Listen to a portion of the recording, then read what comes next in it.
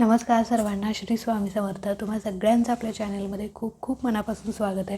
आजचा दिवस तुम्हाला खूप छान आनंदाचा जाऊ दे ही स्वामींचरणी प्रार्थना करते आणि आजच्या व्हिडिओला सुरुवात करूया. तर आजच्या व्हिडिओमध्ये आपण अतिशय प्रभावी उपाय बघणार आहोत किंवा एक सेवाच म्हणू आपण बघणार आहोत. जी सेवा मी पण केलेली आहे, जो उपाय मी पण केलेला आहे तोच तुमच्यासोबत शेअर करते. तर अर्थात तुम्हाला थंबनेलवरून कळालंच असेल की काय आहे. तर बघा, परवाच संतानप्राप्तीविषयी आपण सेवा बघितली. उद्या आहे पुत्रदा एकादशी. 30 तारखेला पुत्रदा एकादशी आहे. तर पुत्रदा पासून आपण संतानप्राप्तीची 41 दिवस सेवा कशी करायची. ज्याच्या आयुष्यात संतान सुख नाही आहे, संतान होण्यासाठी खूप प्रॉब्लेम येत आहेत, त्यांच्यासाठी ही सेवा अतिशय प्रभावी आणि खूप लाभदायी आहे, जी मी स्वतः केलेली आहे. अनेक असंख्य स्वामी भक्तांनी केलेली आहे, त्यांना त्या सेवेचा अनुभव आलेला आहे. तर ही सेवा जी आहे गुरुमाऊलींनी आपल्याला दिलेली आहे आणि म्हणूनच मी मला अनुभव आला म्हणूनच मी तुमच्यासोबत शेअर केले. सेवा चालू करण्यापूर्वी किंवा व्हिडिओ जे काही उपाय मी सांगणार आहे ते सांगण्यापूर्वी आधी एक मला गोष्ट सांगायची की बघा, ज्या आपण सेवा करत असतो. परवाच एक कमेंट आली की असल्या गोष्टी करण्यापेक्षा म्हणजे मेडिकल ट्रीटमेंट घ्या, असं ते कमेंट होती. पण बघा, खरं सांगू का, मी माझ्या व्हिडिओमध्ये कधीच सांगत नाही की नुसतं देवदेव करा किंवा सेवा करा, तुमच्या मेडिकल ट्रीटमेंट्स करू नका. मी असं कधीच सांगत नाही. तुमच्या मेडिकल ट्रीटमेंट्स पण तुम्ही करत राहा आणि सोबतच अध्यात्म पण, सेवा पण सुरू करा, असंच मी नेहमी सांगत असते. कुठल्या पण ह्याच्यात मी संतानप्राप्तीची असो किंवा एखादी आरोग्यदायी सेवा असो किंवा लक्ष्मीप्राप्तीची सेवा असेल तर तुम्ही सेवा करा आणि सोबत कष्ट पण करा. नाहीतर नुसतं सेवा करा, तुम्हाला पैसा कोणी आणून देईल असं नसतं. मी कष्ट पण करा आणि सेवा पण करा असं सांगत असते.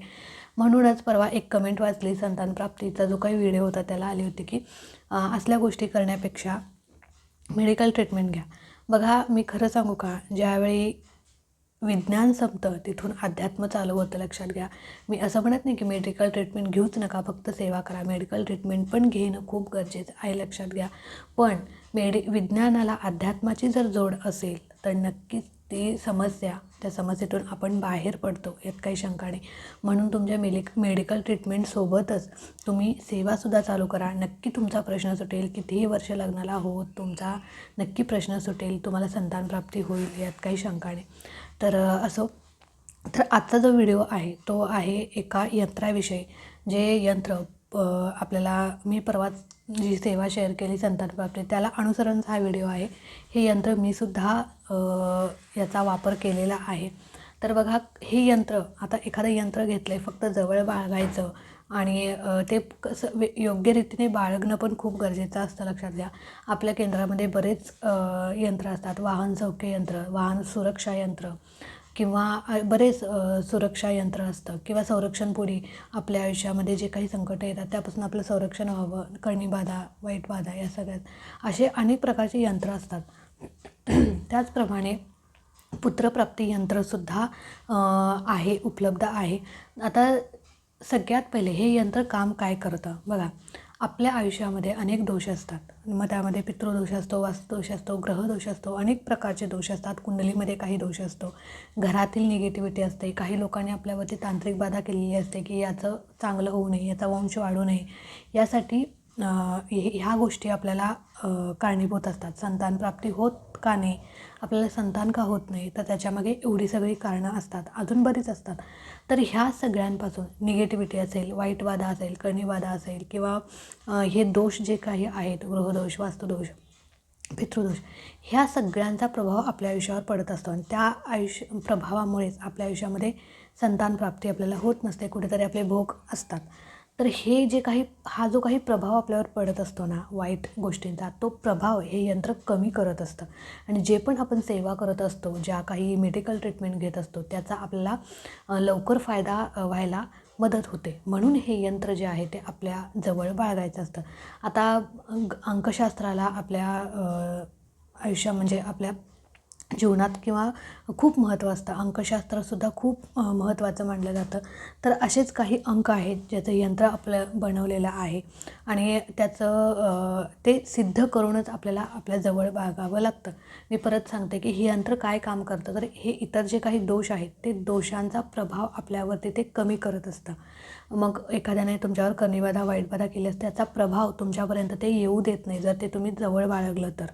असं असतं. आणि मग जे पण तुम्ही सेवा करताय ना संतानप्राप्तीसाठी किंवा पुत्रप्राप्तीसाठी किंवा अजून कशासाठी, तर ते सेवा तुमची लवकर म्हणजे त्याचा फायदा तुम्हाला होतो, कारण ते दोष तुमच्यापर्यंत पोहोचत नाही. जर ते दोष तुमच्यापर्यंत पोहोचायला लागले तर तुमची सेवा पण लवकर पूर्ण होत नाही, अनुभव येत नाही. मग हे यंत्र काय काम करतं, ते सगळ्या निगेटिव्ह गोष्टी तुमच्यापासून लांब ठेवत असतं. इतकं प्रभावी हे यंत्र आहे. मी यंत्र स्वतः बाळगलेलं आहे. तर आता हे यंत्र जे आहे ते सगळ्यात पहिले कुठे मिळतं, तर स्वामींच्या केंद्रामध्ये तुम्हाला मिळतं. जर स्वामींचं केंद्र तुमच्या गावात आसपास नसेल तर काय करायचं, हे यंत्र तुम्ही घरच्या घरी बनवू शकता. घरच्या घरी आता ताई आम्हाला यंत्र हवंच आहे, मग आम्ही काय करायचं, तर आमच्या घराजवळ केंद्र नाही, मठ नाही, मग आम्ही काय करायचं, तर तुम्ही हे यंत्र घरच्या घरी बनवायचं. आणि ते सिद्ध कसं करायचं, वापरायचं कसं, हे सगळे व्हिडिओमध्ये सांगणार आहे. त्याच्यामुळे व्हिडिओ शेवटपर्यंत बघा.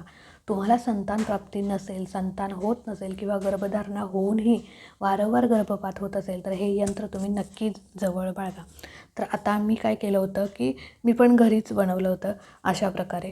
तर बघा, अशा पांढरा शुभ्र कागद तुम्हाला घ्यायचा आहे, अगदी पांढरा शुभ्र, त्याच्यावर एक काळा टिपका पण नको, एक लाईन पण नको, असा पांढरा शुभ्र कागद तुम्हाला घ्यायचा आहे.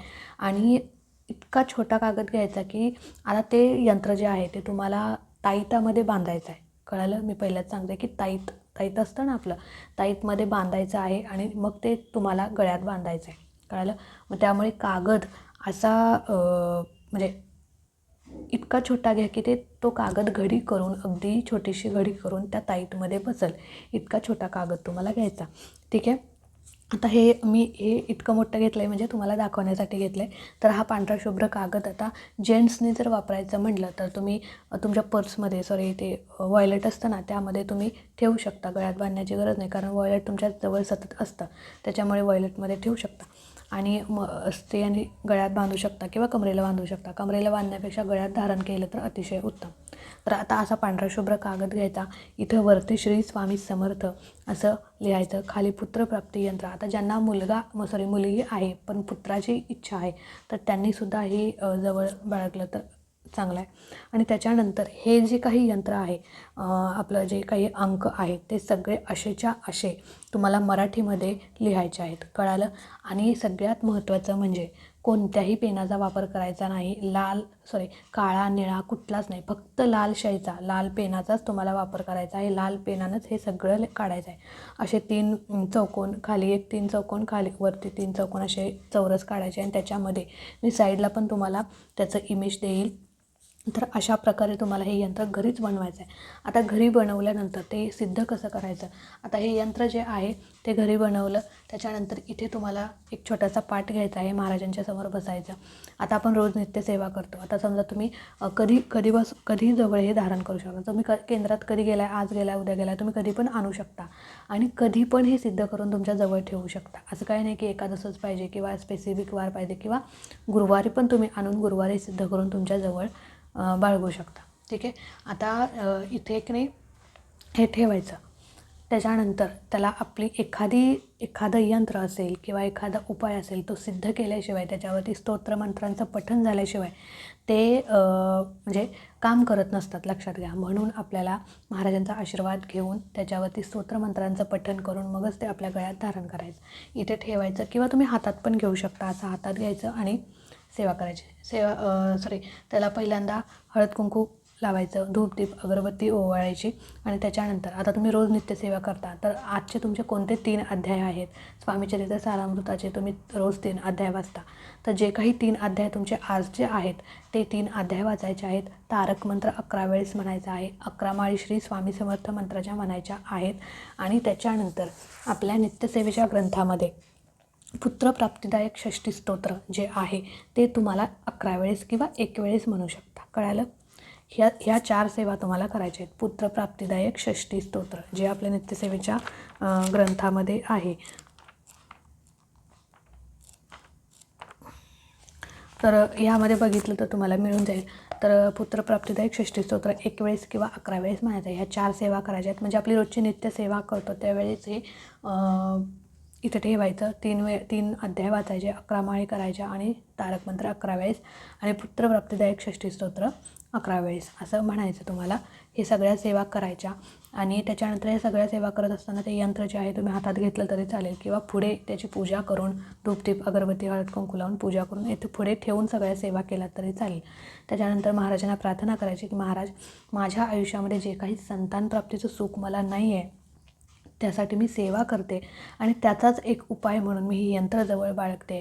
या यंत्राचा प्रभाव माझ्यावरती पडू दे. ज्या काही निगेटिव्ह गोष्टी आहेत त्या माझ्यापासून लांब राहू देत आणि हे यंत्र जे आहे ते यंत्राचा प्रभाव माझ्यावरती पडू दे आणि मला संतान प्राप्ती होऊ दे, असं महाराजांना प्रार्थना करायची आणि ते यंत्र जवळ बाळगायचं. आता यंत्र हे सगळं पूजा वगैरे करून झाल्यानंतर तुम्हाला ती यंत्राची अशी बारीक घडी करायची. कळालं? बारीक एकदम घडी करायची. ताईत आणायचं, नवीन ताईत आपल्या दुकानात मिळतं, कुठल्या पण म्हणजे धार्मिक दुकानात ताईत मिळतं. ते ताईत त्या ताईतामध्ये ते घडी, कागदाची घडी घालायची आणि पंचरंगीच दोरा तुम्हाला पाहिजे. पंचरंगी दोरा आपल्याला मिळतो दुकानात. पंचरंगी दोरा द्या म्हणायचं आणि त्याच्यात ते ताईत अडकवायचं आणि त्याच दिवशी तुम्हाला ते गळ्यात धारण करायचं. कळालं? काळा दोरा, पिवळा दोरा, निळा दोरा असला काही दोरा वापरायचा नाही. फक्त पंचरंगी दोराच तुम्हाला घेऊन ते ताईत जे आहे ते तुम्हाला गळ्यात धारण करायचं आहे. मी परत एकदा सांगते की 3 अध्याय वाचायचे, तारक मंत्र म्हणायचा, 11 माळी आणि पुत्रप्राप्तिदायक षष्ठी स्तोत्र. तर हे का करायचं? तर एखादी सेवा, एखादा उपाय आपल्याला पूर्ण व्यवस्थित लागू होण्यासाठी त्याच्यावरती स्तोत्रमंत्रांचं पठण होणं आवश्यक असतं. म्हणून आपल्याला ह्या सेवा करायच्यात. ही सेवा गुरुमाऊलींनी सांगितलेली आहे. मी स्वतः काही सांगितलेलं नाही, माऊलींनी सांगितलेली आहे म्हणूनच तुमच्यासोबत शेअर करते. तर कळालं? अशा प्रकारे हे यंत्र जे आहे ते नक्की बाळगा. मी काय केलं होतं तर मी जे काय यंत्र होतं ते आमची म्हणजे बेडरूम होते, तर बेडरूममध्ये ते यंत्र असं भिंतीला लावलं होतं. तर तुम्ही बेडरूममध्ये भिंतीला पण लावू शकता आणि गळ्यात जर धारण केलं, जवळ बाळगलं तर अतिशय उत्तम. तर अशा प्रकारे ही सेवा तुम्ही नक्की करा आणि जी काही संतानप्राप्तीची सेवा आहे आपली 41 दिवसाची, उद्यापासून पुत्रदा एकादशीपासून तुम्ही नक्की चालू करा आणि उद्याच जर हे यंत्रसुद्धा तुम्ही तयार करून जवळ बाळगलं तर नक्कीच 100% नव्हे 1001% लवकर तुम्हाला लाभ होईल किंवा अनुभव येईल, यात काही शंका नाही. तर चला, अजून काही तुमच्या याबाबत शंका असतील तर नक्की विचारा. आणि हे यंत्र जे आहे तर काही जण म्हणजे कधी कमरेला बांधतात, पण कमरेला न बांधता तुम्ही शक्यतो गळ्यातच धारण करा. आणि बघा, शेवटी विश्वास महत्त्वाचा आहे. बऱ्याच लोक असे कमेंट करतात किंवा असे दुर्बुद्धी त्यांची असते की असं असल्याने काय होतं की हे बांधल्याने किंवा हे जवळ बाळगल्याने काय होतं. पण बघा, कुठेतरी अध्यात्मसुद्धा खूप विज्ञानाच्या पलीकडे अध्यात्म आहे, लक्षात का? जिथे विज्ञान संपतं तिथे महाराजांची लीला चालू होते, तिथे अध्यात्म चालू होतं. आणि खरं सांगू का, एखादी गोष्ट आपण मनापासून केली ना की त्याचं 100% फळ आपल्याला मिळतं. म्हणून ही सेवा आणि हा उपाय तुम्ही नक्की मनापासून करा. तुमच्या लग्नाला कितीही वर्ष हो, 10 वर्ष, 5 वर्ष, 7 वर्ष, तुम्हाला नक्की संतानप्राप्ती होईल. मी जी सेवा शेअर केली होती ती सेवा मी स्वतः सेवा केलेली आहे. हा उपायसुद्धा मी स्वतः केलेला आहे. मी खोटं बोलणार नाही, महाराज माझ्यासमोर आहेत आणि म्हणूनच मी तुमच्यासोबत शेअर करते. फक्त एक तळमळ वाटते की जे आपल्यासोबत अनेक असे कमेंट येतात की ताई मलासुद्धा बाळ नाही आहे, माझं इतकं वर्ष लग्नाला झाले, इतके झालं, खूप म्हणजे वाईट वाटतं. पण आपलं चांगलं झालं आहे ना, इतरांचं पण चांगलं व्हावं अशी एक तळमळ असते. त्याच्यामुळे ही सेवा तुमच्यासोबत शेअर केली. तर चला, आजचा व्हिडिओ इथेच एंड करते. आवडला असेल तर नक्कीच लाईक करा, शेअर करा. चॅनलवरती नवीन असाल तर चॅनलला सबस्क्राईब नक्की करा.